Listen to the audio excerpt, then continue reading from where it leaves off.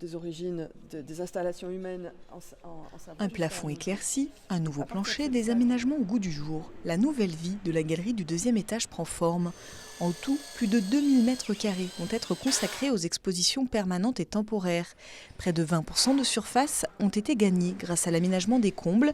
Les collections non utilisées seront désormais conservées dans un bâtiment annexe. Figurez-vous que c'est une aventure qui commence en 2012. Et l'ouverture sera pour les Journées du patrimoine 2022. Donc il aura fallu 10 ans.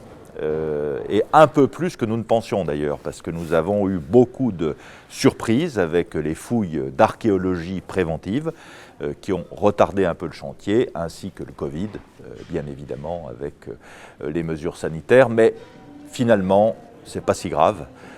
Parce que nous aurons au cœur de Chambéry un superbe espace, non seulement sur l'histoire, mais sur la vie des pays de Savoie-Mont-Blanc. Après 2 ans de travaux, les nouveaux espaces prennent forme. Cette immense salle accueillera au deuxième étage une grande maquette, pièce maîtresse de la nouvelle scénographie. On était dans une muséographie qui datait des années 60, où on montrait les objets dans leur contexte. Là, on est dans une autre posture qui est plus contemporaine, qui est plus proche, de l'esprit aussi de la nouvelle équipe qui gère et qui étudie ces collections, qui est de faire un travail de recherche et montrer comment ces objets ils sont encore contemporains. Pourquoi ?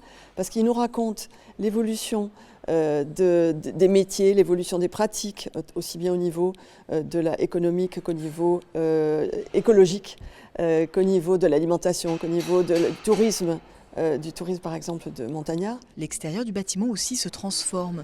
Mieux intégré dans la ville, l'entrée du musée aura lieu côté ouest, place Métropole. La façade en pierre de taille a été restaurée.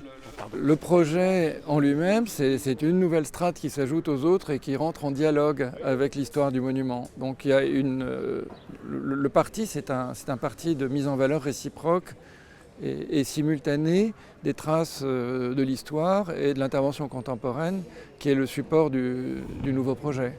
Au cours des prochains mois, les passerelles dans le hall d'accueil seront installées. Elles longeront les peintures murales du Cruet, pièce majeure du futur musée. Les salons de l'archevêque et de la chapelle seront restaurés en parallèle du chantier du bâtiment. Autant de pièces de collection qui retrouveront leur public 8 ans après la fermeture du musée savoisien.